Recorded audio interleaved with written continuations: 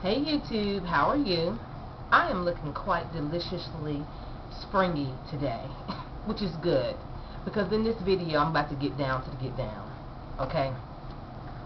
May repeat a few things, maybe some new kind of things you hear, but it's going to have to be said, and it's probably going to have to be repeatedly said. You know, some repetition is going to have to go on and get it through folks' heads. Just like we've had other than negative repetition, you know, all the stereotypes placed upon us as black folks that have gotten into our heads. You know, I may have to keep repeating this. It may happen. You know how I do. But I feel really springy today. The day before Mother's Day, I'm in a good vibe and all of that. So, finally getting a chance to reply to this video. I'm replying to a video made by Jernigan6. It is titled, Niggas, Roaches, and Flies. That is the name of her video. Okay, great. And let me read you the description of this video. Before I say that, let me say, I was supposed to make this reply a few days ago. It's been out a minute now. It came out on May 5th. And I just had to try to temper myself because I know how I get when these types of subjects come up. Not much has changed in my disposition. I'm just going to have to roll like I roll and, you know, go for what I do. So I just want to let you know that. In her description of this video, Jernigan6 writes, and I'm quoting because I'm looking at it directly, my mama always compared the three, and the three meaning the title of her video, Niggas, Roaches, and Flies.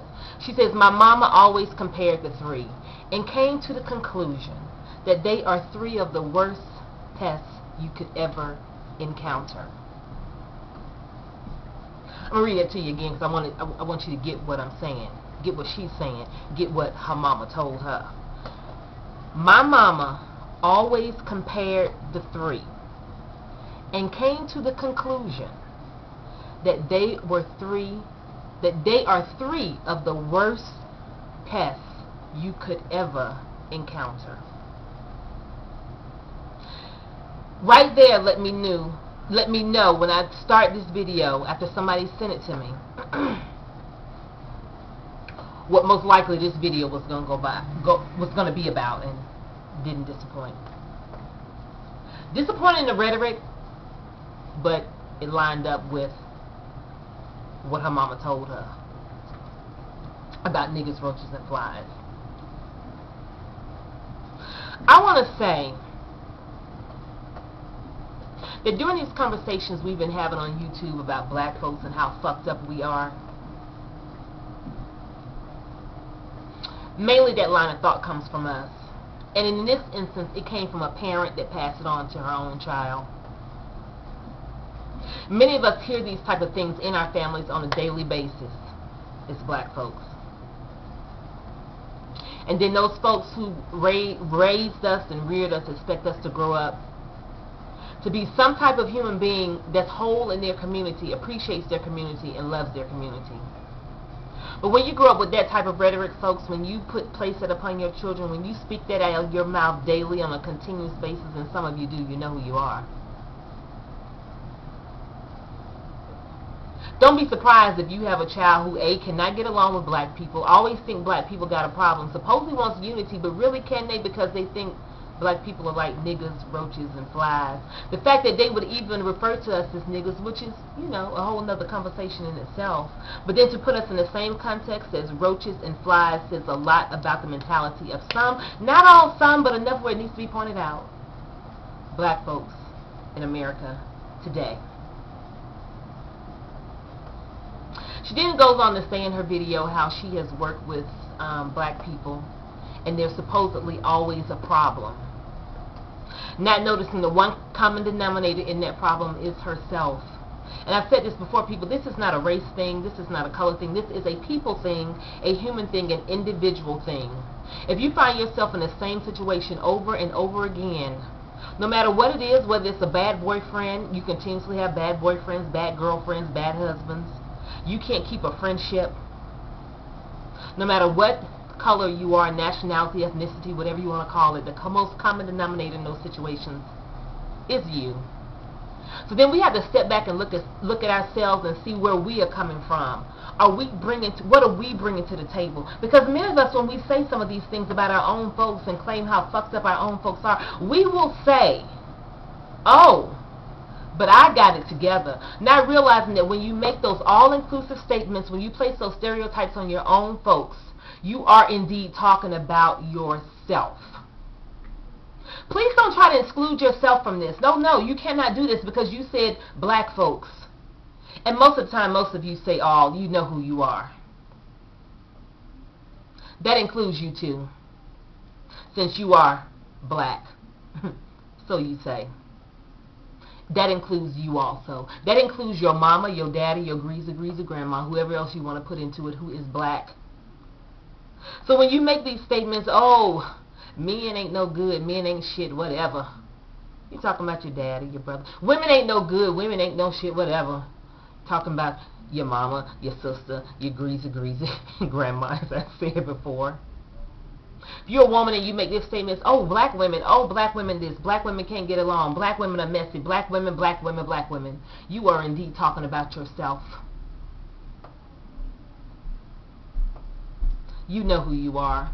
So let's try to do some personal evaluation to see why we keep attracting the same situation over and over again, since you are this good and wholesome person who is down for the people, down for unity, down for the brothers, down for the sisters, doing what's right.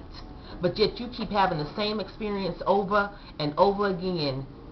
And yet you cannot for some reason, look in that place we call the mirror and evaluate your own self. I am convinced that when parents tell kids some of these things, and yes, let me admit this, let me go ahead. Even in some members of my own family, I've heard this. Now, honestly, and let me be truthfully honest with you, because that's what I'm trying to bring to you. I never really heard that type of rhetoric from my mother. Did hear it from other folks. I think my daddy has said some things, and even now he says that I put his ass in check too. Do understand that? We will have long debates about that. That's the way we roll.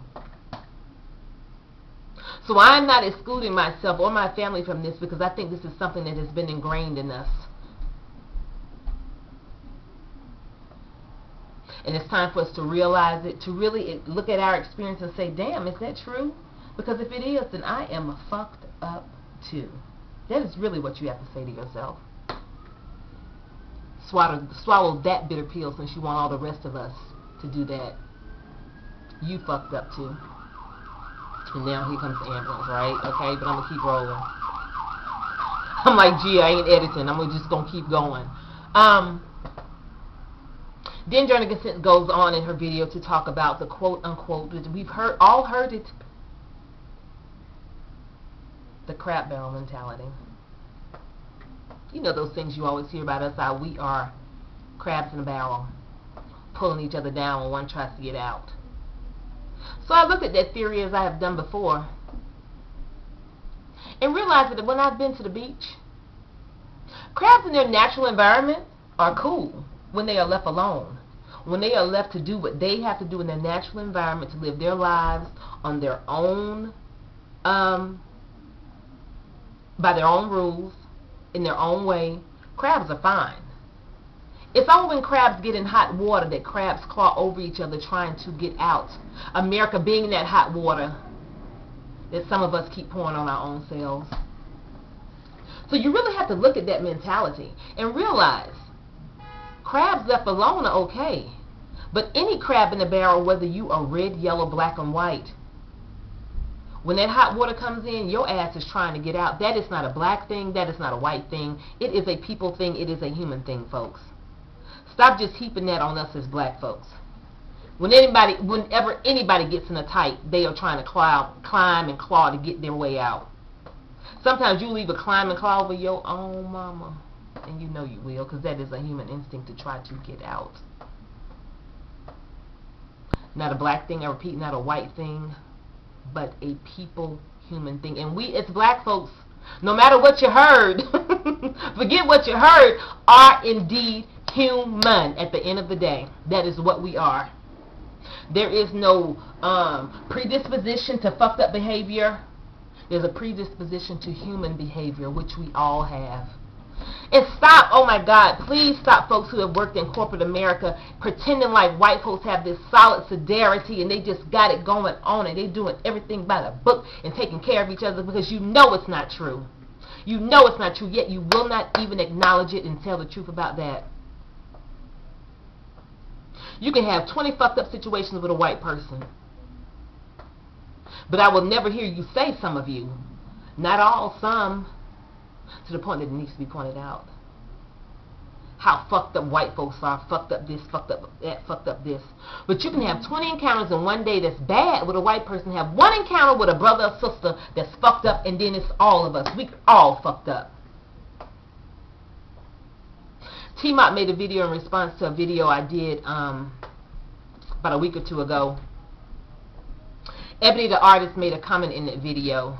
Well, if we all keep hearing the same shit, why do we keep messing up?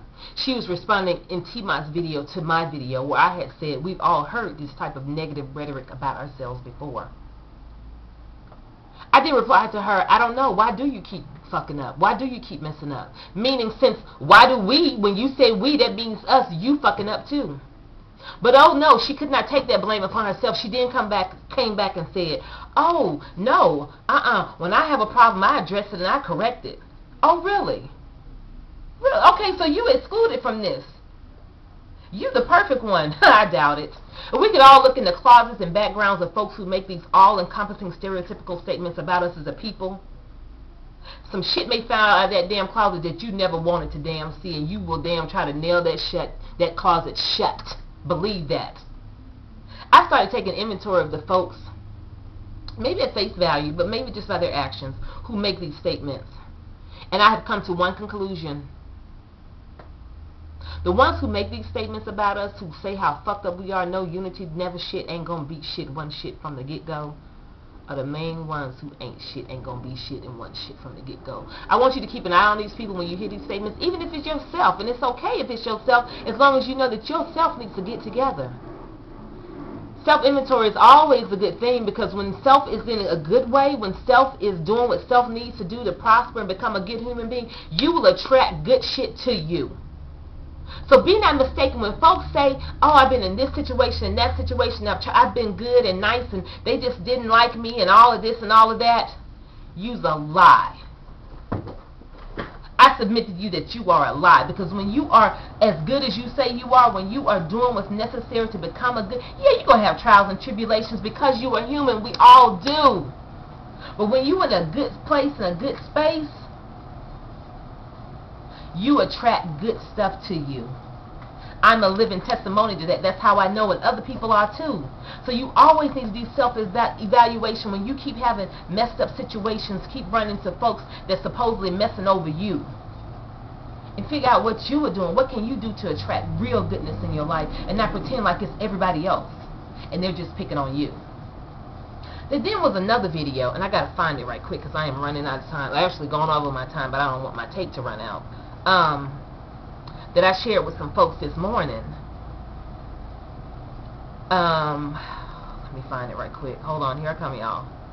Rejected by My Own. That was the name of this video, by a sister named, it's called Rejected by My Own, by Miss Jazzy 1984. Hey everybody. She lives in Atlanta. She's having problems. She can't meet. Don't nobody like her. All the black folks mad at her. They don't like her. They pissing on her. Blah, blah, blah. She didn't want to attribute it to the way she talks, which the way she talks is no big deal to me, because I know black people who have great enunciation but still have friends. So let's not blame it on that. Then she talks about because she has a biracial child. See, all these different avenues of blame to everybody else, because it could never be you. I submit to you the mirror, Miss Jazzy, 1984. And Atlanta may not be the place for you. It may not be. It's okay. But stop trying to blame it on everybody that's black in Atlanta not liking you. All these excuses. Oh, I'm this way, I'm that way. They can't get along with me. In school I was picked on. Blah, blah, blah, blah, blah, blah. I remember being in school when folks who were picked on, and I used to hang around, let me tell you, middle school, elementary school, I was at a mixed school, only hung around white folks, and was picked on. But it was cool because I still had black friends, but I didn't take it in turn like some folks have taken it today.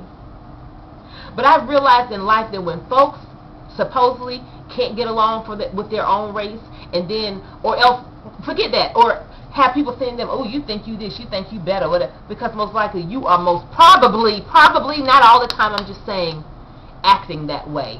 When definitely, just because you can enunciate and speak properly, and you have education, which I have myself, but I've never looked down upon another.